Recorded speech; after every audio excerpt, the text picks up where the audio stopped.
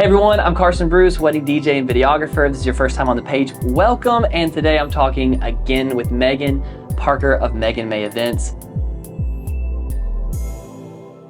Hey, thank you so much for having me today, Carson. I'm so excited to sit down and talk weddings. I could talk weddings all day. Come on. But I'm Megan Parker with Megan Mae Events. Actually, today we're celebrating our 5-year business anniversary, which is so exciting. Yes. And we're based in Birmingham, Alabama. Yeah. Incredible. And you do full planning and design. Is that a separate thing? Does every planner also like fully design? I don't understand the planning and design. Tell me a little bit about that. I'll tell you kind of how we structure our packages. Okay.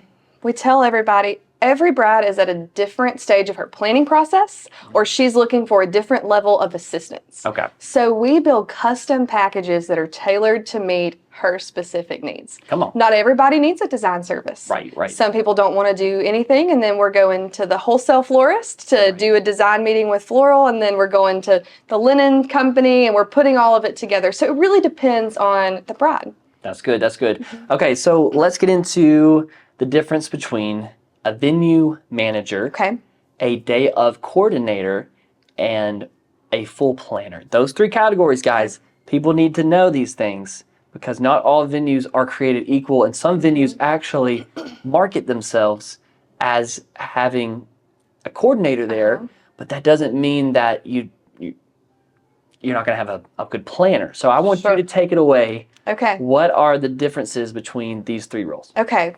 Well, let's kind of break it down from biggest service and then go small. Okay.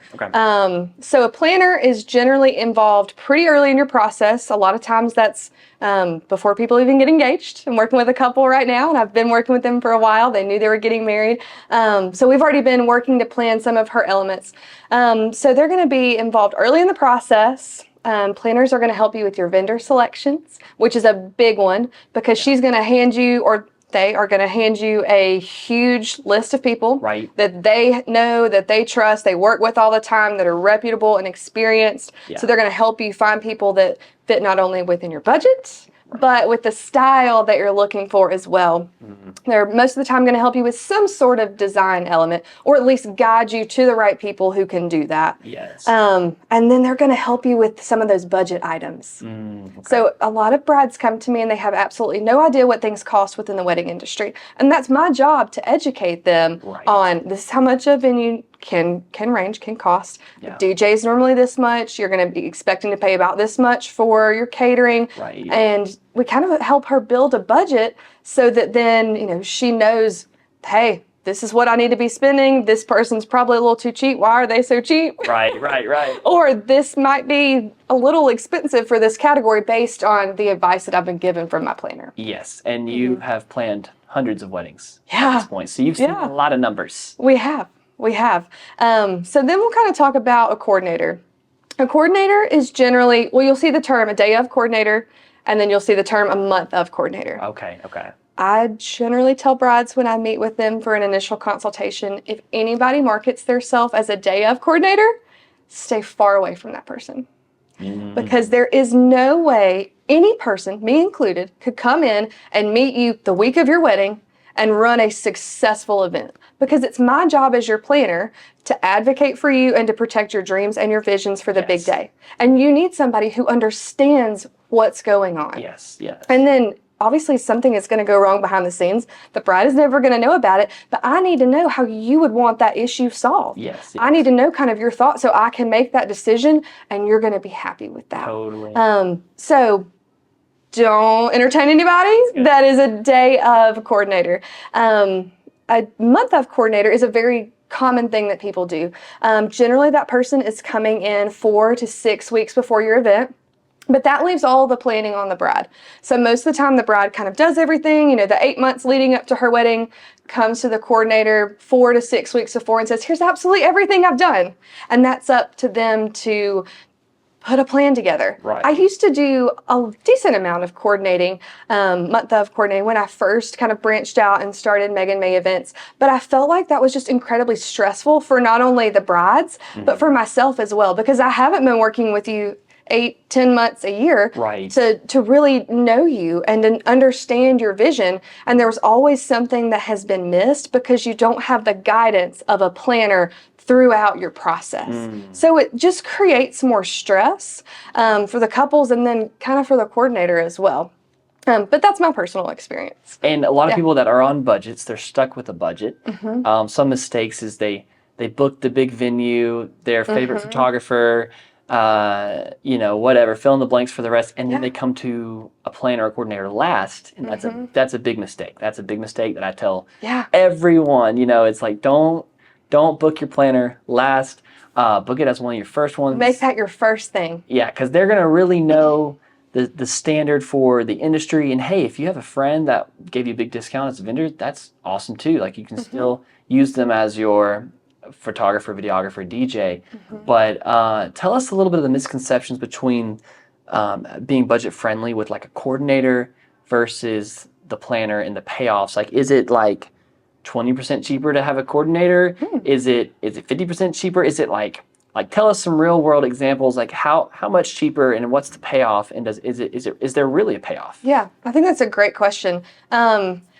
Just within the wedding industry, there aren't like set specific standards for anything. Right, so you're going to see prices for a coordinator anywhere from $800. This is here in Birmingham, anywhere from $800 or $1,000 to $2,500 or $3,000. Right. There isn't any specific standard. Right. So I generally tell people, get on a phone call, a FaceTime, go have coffee. You want to meet with that person who's going to be working with you throughout this process. Absolutely. And you'll find out very quickly how experienced they are just from the way that they speak to you, how comfortable they make you feel, the insight that they offer. Totally.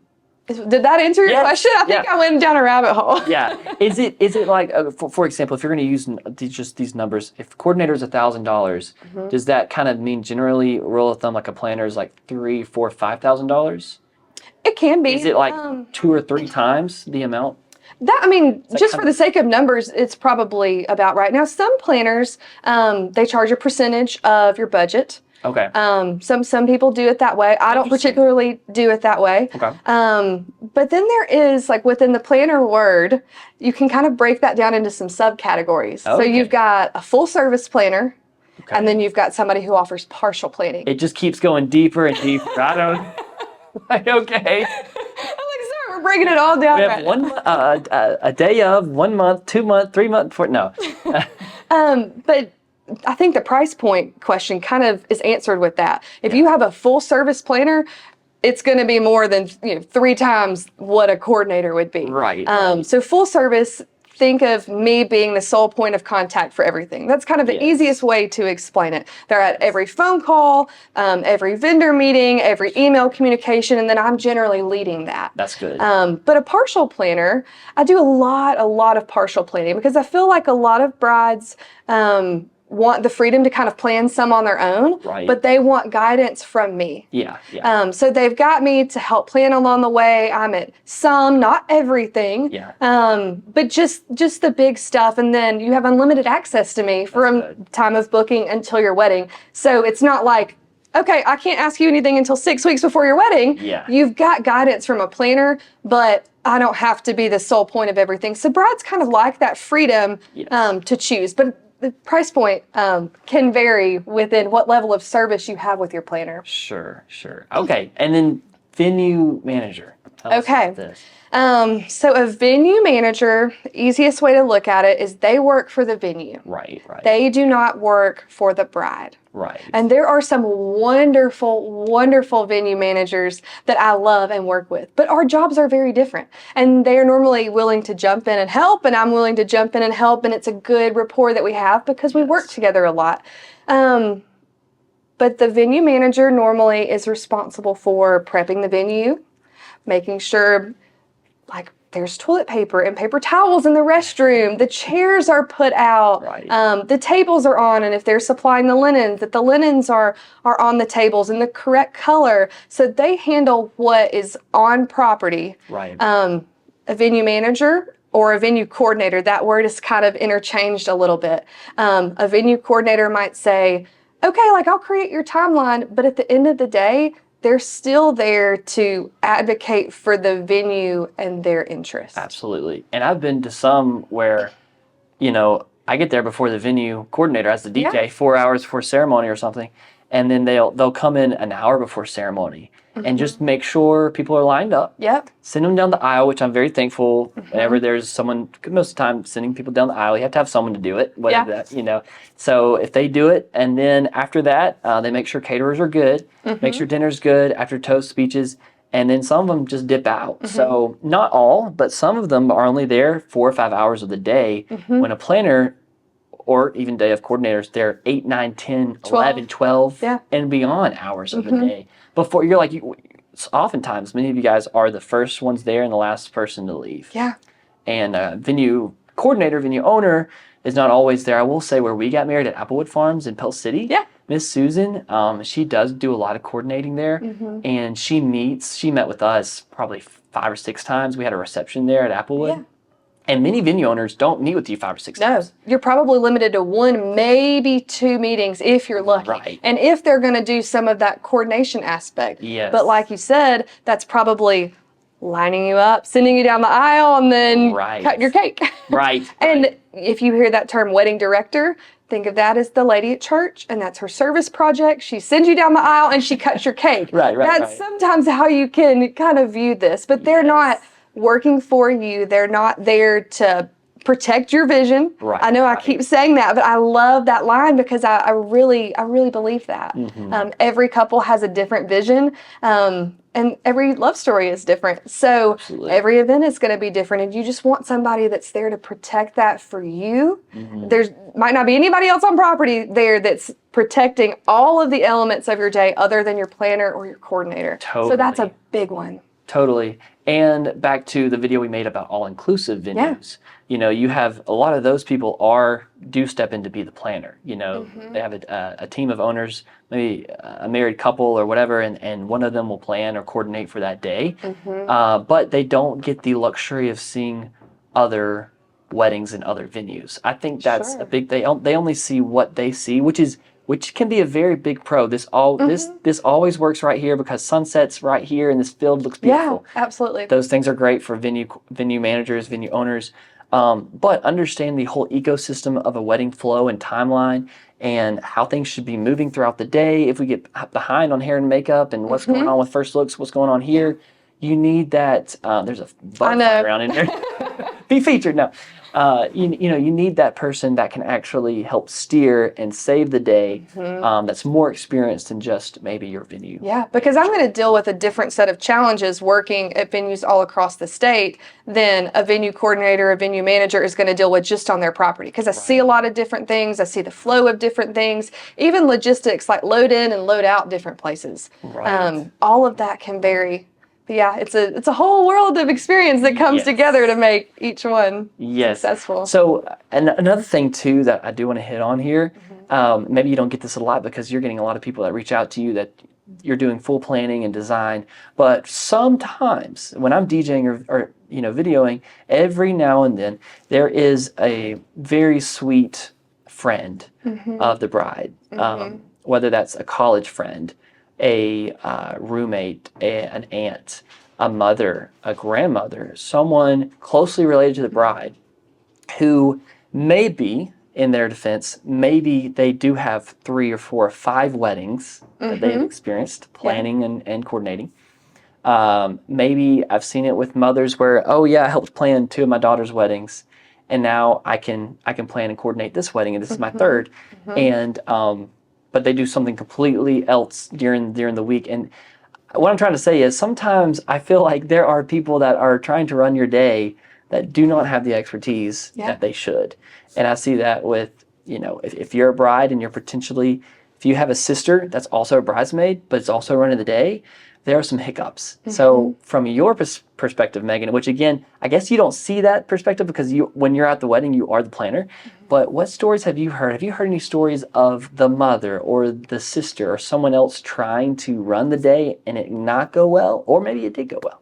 Yeah, I will speak on this point, and this is my own personal opinion, but I think that every family member and every friend should be there to celebrate and enjoy the day and not have to work. That's good. They all should have a role as your sister, your mom, your aunt, your best friend, your coworker to celebrate. This is a celebration. Yes. This is not a time for anybody to have to work. Yes. Don't ask your friends and family to do that. Yes. They might offer, but they're going to have other responsibilities and other things that come up. Come on. Whereas my entire job is to manage and run the whole day. Because I don't know your guests. I don't know the other coworkers that are there at your wedding. I'm not getting distracted. Your cake is getting cut at the time it needs to be cut. Absolutely. Because this is what we're here to do. Totally. So celebrate. Leave all of your family and your friends. Let them celebrate. And then let somebody else handle the details. That's such a good thing. We hear it a lot in the DJ world of,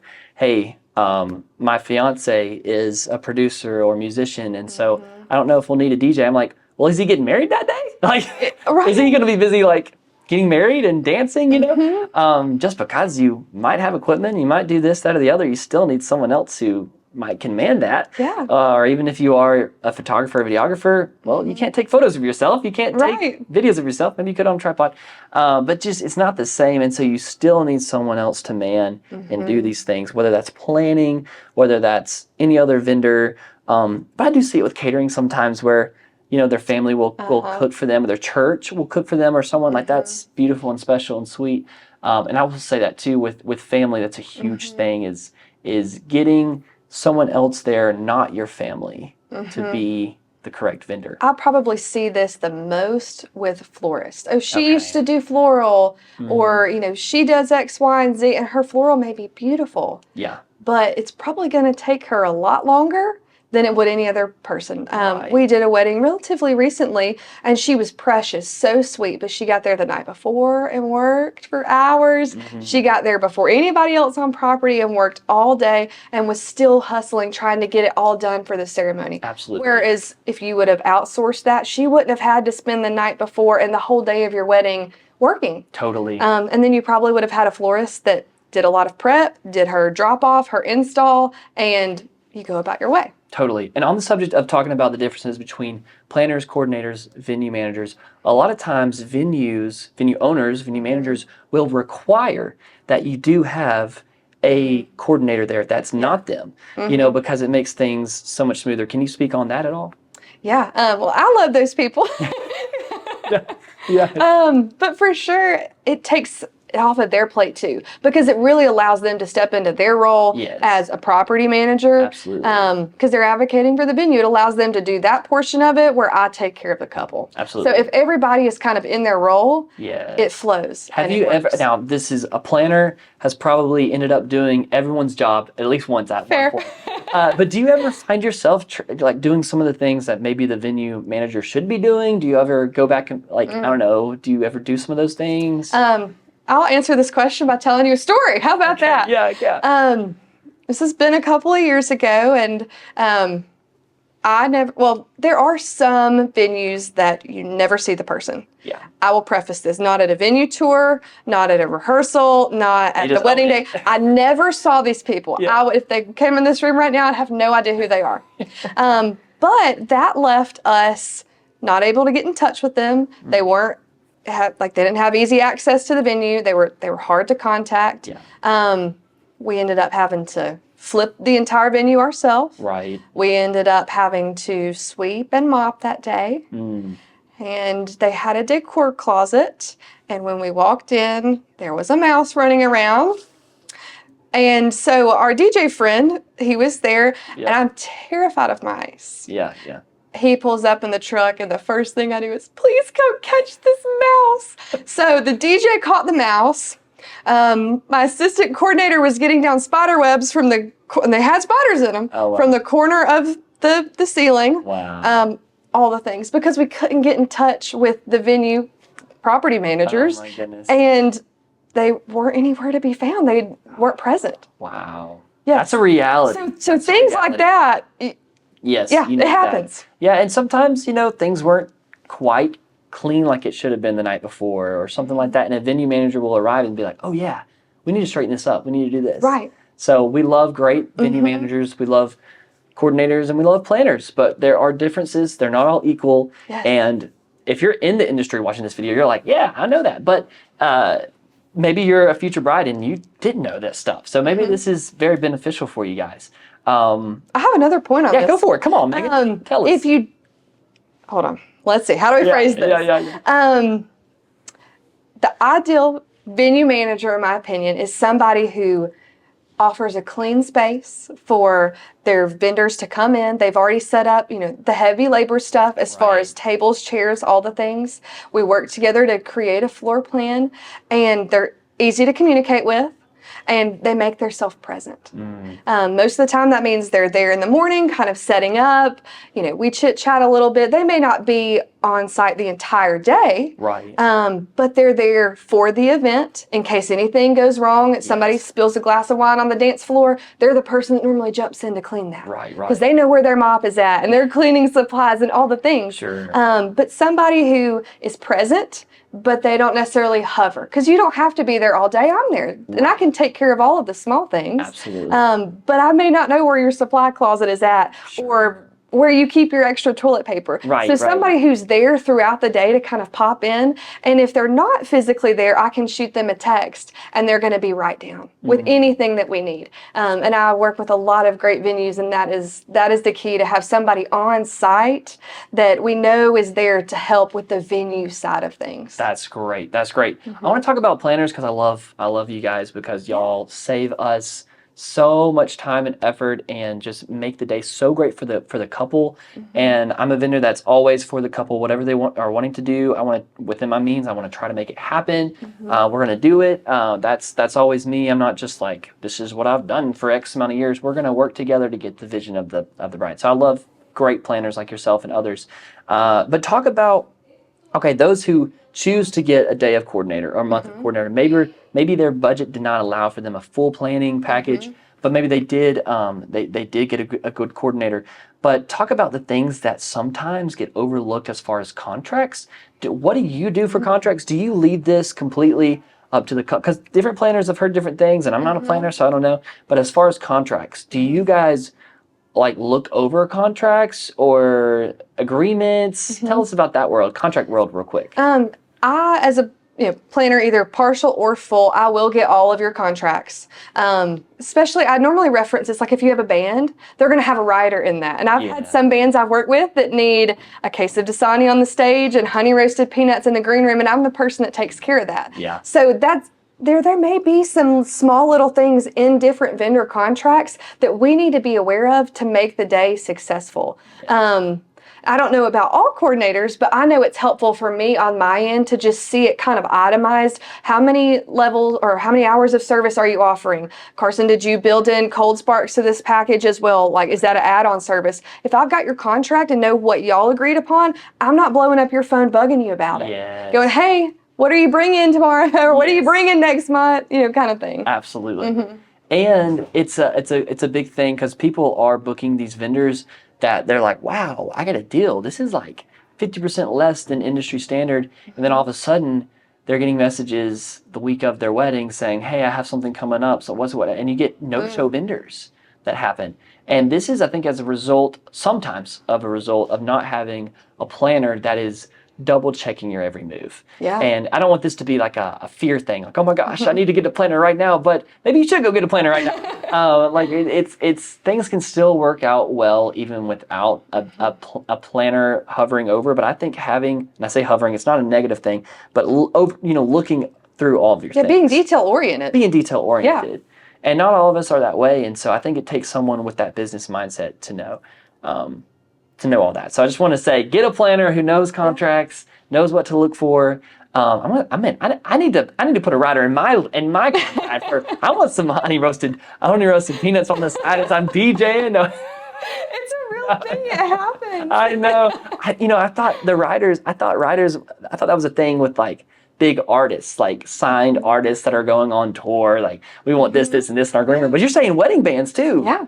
Wow. Absolutely. Wow. I mean, it can be as specific as we have to have a separate green room, and it's got to be, it can't be shared with any other vendor, and it's got to be 73 degrees in here. Ooh. I mean, I've seen some very specific things. Wow. And listen, y'all, those bands, I'm sure, are 10, 15, 20 grand to book. They are. Because they mean business, and I bet they bump. I bet it bumps. I bet it's so lively and good. It's party time. Woo! Yes. Okay, goodness. Anything you'd like to add as we conclude this video? Ooh.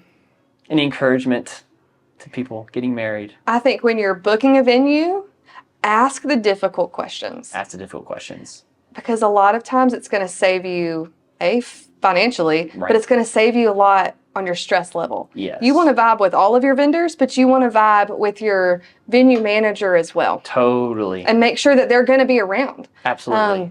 And if they're giving you vague answers to begin with, it's probably a red flag. Yes. So vibe with them, make sure they're going to be around. Ask what their level of involvement is.